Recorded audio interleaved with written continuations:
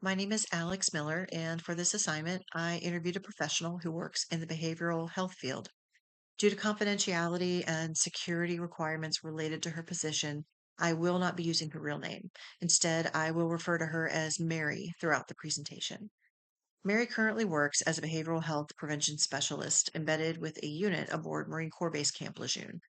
In her role, she works closely with active duty Marines and sailors who are assigned to Marine units within the United States Marine Corps. Mary has a degree in a psychology related field and works within the behavioral health system that supports military personnel. The purpose of this assignment was to interview someone working in the helping profession and learn more about their education, job responsibilities, challenges, and advice for students who may want to pursue a similar career. During my interview with Mary, I asked several questions about her role and her experiences working in behavioral health within the military environment. First, I asked Mary if she would share some background information about herself, including her job title and education. She explained that she works, as I have previously said, as a behavioral health prevention specialist, which is a role focused primarily on education, prevention, and outreach rather than direct therapy. Her educational background is in a psychology related field, which prepared her to understand mental health, human behavior, and risk factors related to things like stress, trauma, addiction, and suicide. She explained that her training helps her recognize patterns and warning signs that may indicate someone is struggling and needs support. Next, I asked Mary to describe her main job duties. She explained that much of her work involves providing education and training to military units. Specifically, she conducts presentations and workshops for Marines and sailors on topics such as suicide and sexual assault awareness and substance abuse or addiction prevention. These trainings are often provided to entire commands or groups within a unit. Her goal is to help service members recognize the warning signs and understand available resources and feel more comfortable seeking help if they need it. In addition to providing training, Mary also works closely with command leadership and other support professionals, including chaplains, medical staff, and behavioral health providers. By working with this leadership, she helps ensure that mental health awareness and prevention efforts are integrated into the daily culture of the unit. She explained to me that prevention is extremely important because addressing concerns can prevent more serious problems later on. Another responsibility she mentioned is helping units understand the resources that are available to service members. In the military environment, there are many support programs, but not everybody is aware of every single one.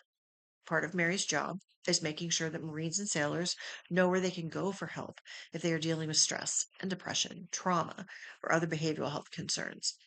I then asked Mary what she finds most fulfilling about her work. She shared that one of the most rewarding aspects of her job is knowing that her work has the potential to make a real difference in someone's life. Because she focuses on prevention and education, she often has the opportunity to reach people before they reach a crisis point. She explained that even if only one person from a training session feels more comfortable seeking help afterward, that can be incredibly meaningful. And sometimes one is enough.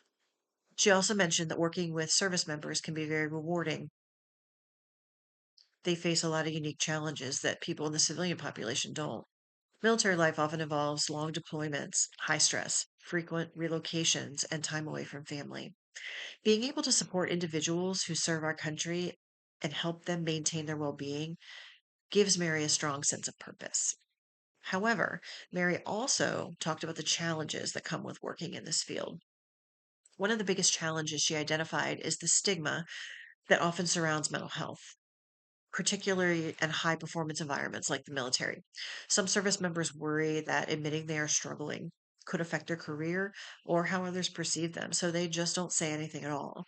Because of this, Mary explained to me that part of her job involves helping normalize conversations about mental health and encouraging people to seek help and see it as a sign of strength rather than weakness. Another challenge she mentioned is that behavioral health issues are often complex and influenced by many different factors, such as personal experiences, stress, trauma, and environmental pressures. This means that there is rarely ever a simple solution, and prevention work requires ongoing effort and collaboration between many different professionals. I also asked Mary what she does to continue professionally growing in her field. She explained that behavioral health is indeed an area that is constantly evolving as new research and best practices emerge more and more every day. Because of this, she regularly participates in professional development for opportunities such as trainings, workshops, and continuing education courses. These types of information portals help her stay informed about new strategies for prevention, mental health education, and supporting individuals in high stress environments. She also emphasized the importance of learning from colleagues and interdisciplinary collaboration, which I really, really found interesting and really respect. Working with other professionals, such as psychologists, social workers, chaplains, even medical staff, allows her to gain new perspective and improve the way prevention programs are delivered. Finally, I asked Mary what advice she would give to students who are considering a career in psychology or even behavioral health. One of the main things she recommended was gaining as much real world experience as possible. She suggested that students pursue internships, volunteer opportunities, and even entry level positions in settings where they can observe and interact with professionals in the field.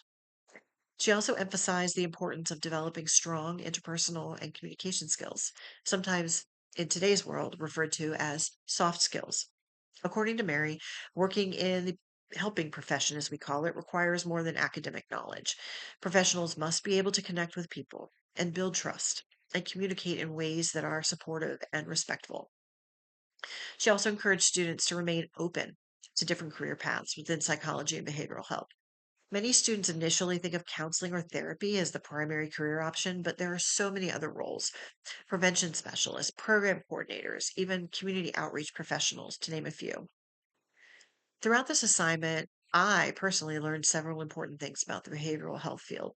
One of the biggest takeaways for me was realizing how important prevention and education are in supporting mental health. Before this interview, I really only thought about behavioral health in terms of therapy or treatment after a problem develops. However, Mary's role really showed me that a lot of important work does happen before someone reaches that point. I also gained a better understanding of the unique mental health challenges faced by military personnel. The environment they work in can be so demanding, and having professionals dedicated to supporting their well being is extremely important. Another thing I learned is how valuable collaboration is within this helping profession. Mary does not work alone. She works as part of a larger network of professionals who all contribute different skills and perspectives.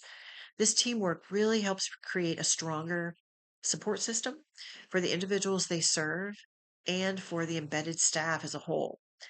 One thing that really stood out to me during this interview is how unique Mary's position is because of the population she serves.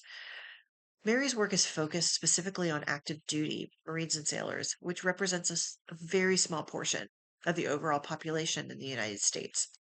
In fact, only about 1% of Americans serve in the military at any given time.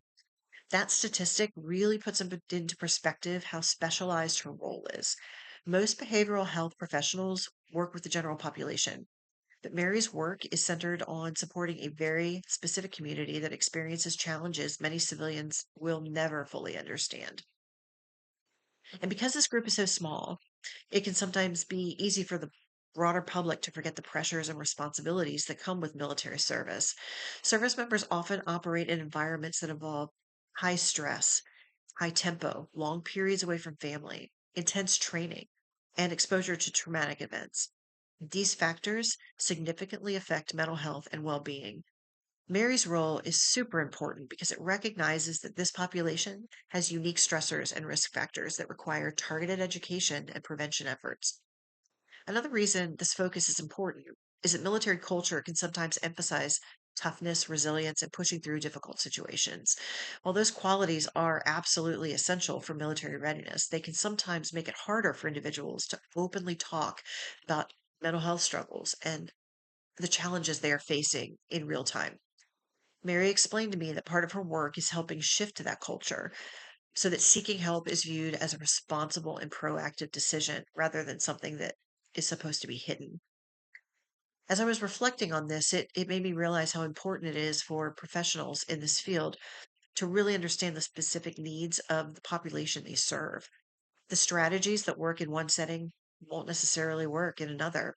In Mary's case, understanding military culture and leadership structure and the experiences of service members is essential for her work to be effective. Overall, learning about this aspect of her role helped me appreciate how behavioral health professionals can have a meaningful impact, even when they are working with a relatively small population. Supporting the mental health of service members ultimately benefits not only in the individuals themselves, but also their families, their units, and the communities they return to. This interview gave me a clearer picture of what working in the behavioral health field can look like in real practice. It also helped me see that there are many different ways to use a psychology background to help people and support communities.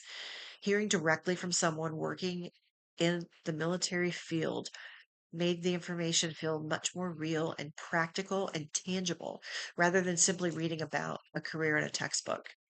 In conclusion, speaking with Mary was a valuable learning experience. I was able to learn more about her role as a behavioral health prevention specialist and the responsibilities she has and the challenges she faces and the advice she has for students entering the field. This assignment really helped me better understand the impact that behavioral health professionals can have, especially in environments where stress and mental health challenges are common.